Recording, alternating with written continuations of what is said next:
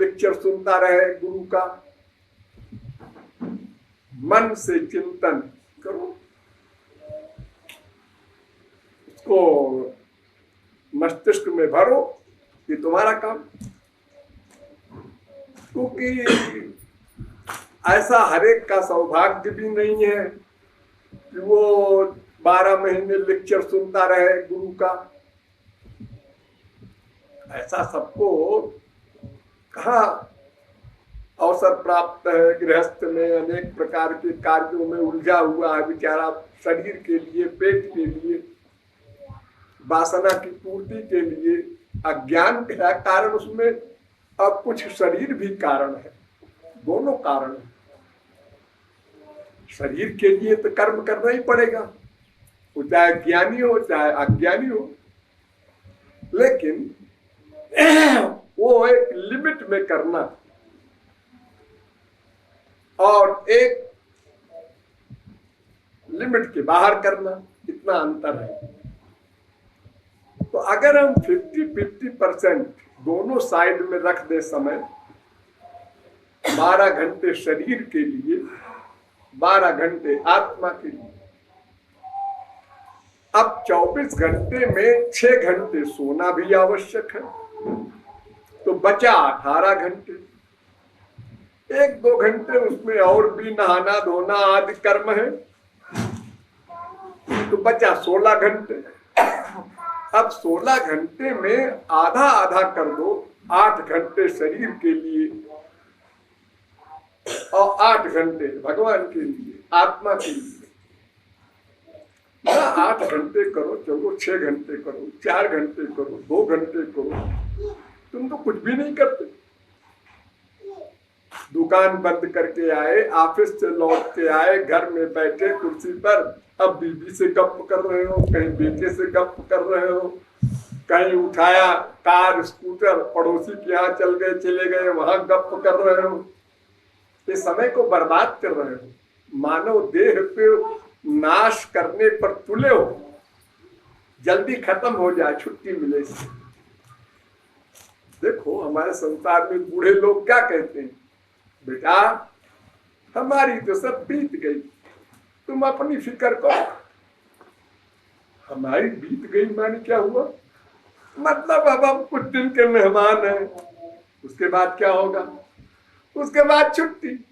क्या छुट्टी, मुक्ति मिलेगी। तुमने मुक्ति वाला कौन सा काम किया, अरे फिर इसी संसार में आओगे बच्चे बन के।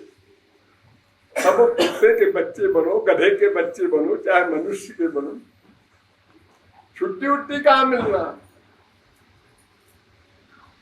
छुट्टी नहीं मिलेगी।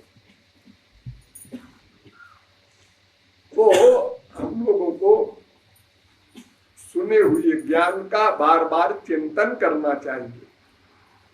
जैसे संसार में हम किसी के प्यार का चिंतन करते हैं, किसी की दुश्मनी का चिंतन करते हैं, लगातार उठते बैठते सोते जागते, ऐसे चिंतन करना है भगवान का। सब कुछ मन पर डिपेंड करता है, इंद्रियों पर कुछ नहीं, मन पर। मन से चिंतन केवलेनी भावेन गोप्यो गावो नगा मृगा। गोपियां गाय सब ब्रज की भाव से ही केवल इन्होंने भगवान को दास बना लिया। मन सब गृहस्थी थी, पति थे, बच्चे थे, सास ससुर थे, लेकिन या दोहने वहनने मथनो पलेप प्रेम खेंख नार हो क्षण मार्जनादौ गायन्ति चैन मनुरक्त धियो श्रुकंठ्यो धन्या ब्रज स्त्रिय उरु क्रम चित्तयाना। धान पीसते समय, आटा पीसते समय, बच्चों को खिलाते समय, खाना बनाते समय, झाड़ू लगाते समय, हर गृहस्थी के वर्क करते हुए गोविंद दामोदर माधवेति भगवान का नाम संकीर्तन हो रहा है, आंखों से आंसू बह रहे हैं।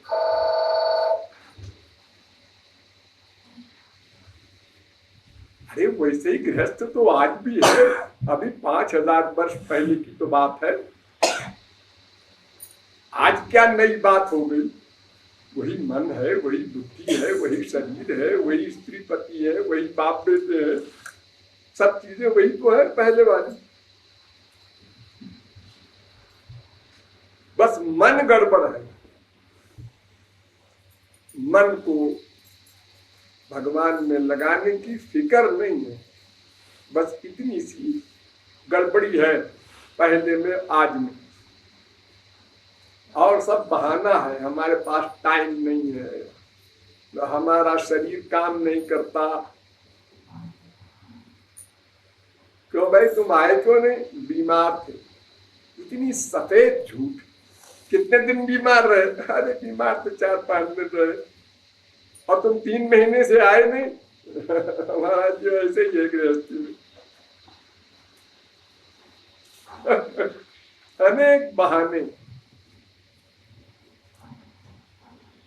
अब जो हिम्मत करके आ गया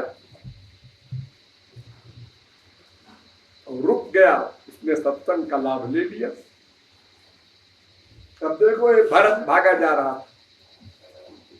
और साथ में उनकी श्रीमती सुजाती और उधर से हनुमानी आई। उन्होंने कहा कि मैं भी जा रही हूँ, भरत जा रहे हैं। हमने कहा भरत जा रहे हैं तो भाई तुमसे भरत से क्या संबंध है? उनको जाने दो, इनको किसी प्रकार रोका। तब उनकी बीबी आई, महाराज जी हम तो अभी आए हैं, वो कह रहे हैं चलो। तो हमने कहा भाई ये तो पति है भाई, मानना पड़ेगा, जाओ क्या करोगे। फिर इनसे ऐसे हंसी में हमने कहा अरे क्या वृंदावन में खास बात है, यहाँ लाभ लो। अब अड़ गए, जा ही नहीं रहे। कहते आपको भेज के तब जाएंगे। अब देखो कितना लाभ मिला इनको, जब से जाने वाले थे तब से अब तक वहां अकेले पड़े रहते। सोना है अगर 5-6 घंटे तो सोते 8-10 घंटे। क्या कितना लाभ मिलता है इनको, कितना ज्ञान किससे मिलता। आधा घंटे 1 घंटे कीर्तन हो जाता है, अपना थोड़ा सा हो गया। तो मनुष्य को सोचना चाहिए, और ये भी नहीं सोचना चाहिए कि बुढ़ापे में सोचेंगे। कुमार आचरे प्राज्ञो, जब होश संभाल ले, 16 वर्ष का हो जाए तभी लग जाए। क्योंकि अगर आग बढ़ गई तो बड़े बड़े फायर ब्रिगेड फेल हो जाते हैं। जब तुम संसार में अधिक आसक्त हो गए तो फिर जगत गुरु का बाप भी समझावे तो सिर तो हिला दोगे। उसके बाद अरे भाई ये तो बाबा लोग ऐसे बोलते रहते हैं। अपन को तो अपने हिसाब से चलना, सुनो सब करो बंद, ये फार्मूला है हम लोगों का। सुन लो सबकी, जो कुछ कहा महात्मा सही कहे गलत कहे, लेकिन करो अपने हिसाब से। एक सेठ जी कथा सुनने जाते थे, अब उनका बेटा नहीं जाता था। उसको डांटा, तू नास्तिक पैदा हुआ है, अरे वहां कथा होती है, मंदिर में जाया कर, कथा सुना कर। हमने कहा ठीक है जाएंगे हम भी। भाई क्या होती था, वो सुन रहा था कि सत्य से हरिश्चंद्र ने भगवत प्राप्ति कर ली, खाली सत्य के बल से।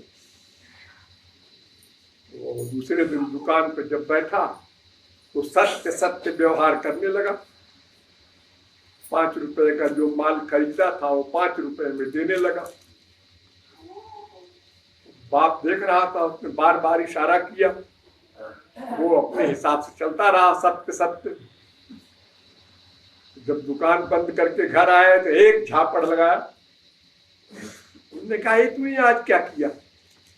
दिन भर मेहनत किया और 1 पैसे का प्रॉफिट नहीं। कहा पिताजी आपने तो कहा था कथा सुनने जाओ, और कथा में हमने यही सुना सत्य का अवलंब लेना चाहिए। अरे बेवकूफ, कथा सुनना आता भी है, हमने अपने पुरखों से सीखा है कथा सुनना। वो कैसे होता है पिताजी? जब कथा सुनने जाओ तो अपने कुर्ता को कमीज को ऐसे कर दो, यानी सब इसमें आ जाओ, और जो चलने लगो तो ऐसे कर दो। पंडित जी को अर्पित हो। ऐसे थोड़े सुन जाती कथा, आप प्रैक्टिकल हो जाए, वो बाबा जी हो जाओगे तो तुम भूखों मर जाओगे। तो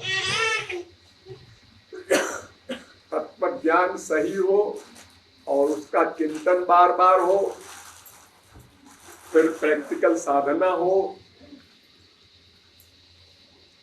तो आज नहीं कल, इस जन्म में नहीं 2 जन्म, 4 जन्म, 10 जन्म, 20 जन्म में भगवत प्राप्ति हो जाएगी, लक्ष्य पर हम पहुंच जाएंगे। देर का सवाल नहीं है, जल्दी हो देर में हो। अरे भाई देखो, कोई आदमी जाता है यहां से देहरादून को, कोई स्कूटर पर जा रहा है, कोई कार पर जा रहा है, जिसकी जो हैसियत है उसके अनुसार जा रहा है। कोई बड़ी गाड़ी है, तेज चल रही है, कोई धीमे चल रही है, खटारा है, लेकिन सब अपनी अपनी हिसाब से चल रहे हैं, किसी को कोई ईर्ष्या द्वेष नहीं है। अरे क्या फाखा भगा रहा है गाड़ी, 2 मिनट पहले पहुंच जाएगा और क्या करेगा? गाड़ी भगाओ मत भी, आराम से चलो, पुरानी गाड़ी उसका ब्रेक खराब है तो अपना धीरे धीरे चलता है। अरे बहुत से लोग तो पैदल जा रहे हैं शॉर्टकट। हमारे एक रामधारी थे, वो तो बस से जा ही नहीं सकते थे, वो पैदल उतर के जाते थे और पैदल चढ़ के आते थे। हाँ? लेकिन हिम्मत करके चाहिए, हिम्मत करके उतर गए। तो हम धीरे धीरे चल के या तेज चल के जैसे भी चल सके चलते रहें तो मंजिल एक दिन मिलेगी।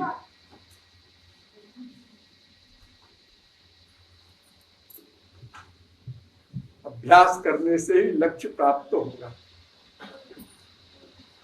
यही बात शर्मा जी ने आप लोगों को समझाया कि क्या न करो और क्या करो, ये 2 बातें। सबसे पहले परीक्षित ने सुखदेव परमहंस से यही सवाल किया था, यत् श्रोतव्य मथो जप्यम यत् कर्तव्यम निर्भीक प्रभो स्मर्तव्यम भजनीयम वा ब्रूह यद्वा विपर्जयम। ये क्वेश्चन है, पूरी भागवत इसी क्वेश्चन का उत्तर है। क्या सुनना चाहिए? यत् श्रोतव्यम, और क्या जप करना चाहिए, और क्या इंद्रियों से करना चाहिए, क्या मन से करना चाहिए, और क्या नहीं करना चाहिए, महाराज ये जानना चाहते हैं। ये परीक्षित ने सुखदेव परमहंस से प्रश्न किया। उन्होंने बड़े शार्ट में एक श्लोक में उत्तर दे दिया, तस्मात् भारत सर्वात्मा भगवान ईश्वरो हरि।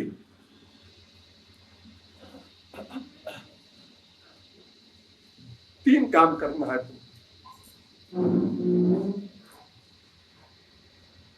श्रोतव्य कीर्तितव्यश्च स्मर्तव्यो स्मर्तव्यश्चेच्छता भयम। भगवान श्री कृष्ण का गुणगान, नामगान, चरित्रगान, ऐश्वर्य गान सुनना चाहिए और उसी का कीर्तन करना चाहिए और उसी का स्मरण करना चाहिए। बस 3 बात, श्रवण, कीर्तन, स्मरण, बस उत्तर हो गया।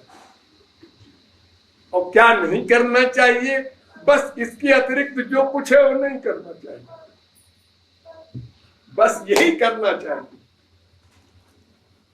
यही 3 हम कराते हैं आप लोगों से।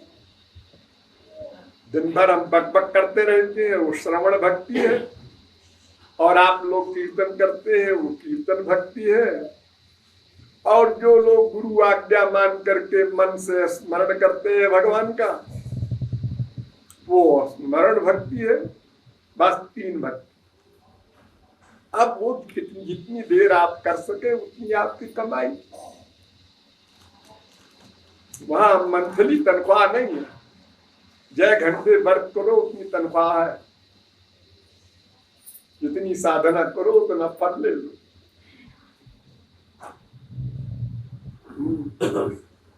बोलो भाई, हम तो ऐसे बकबक करते रहते हैं।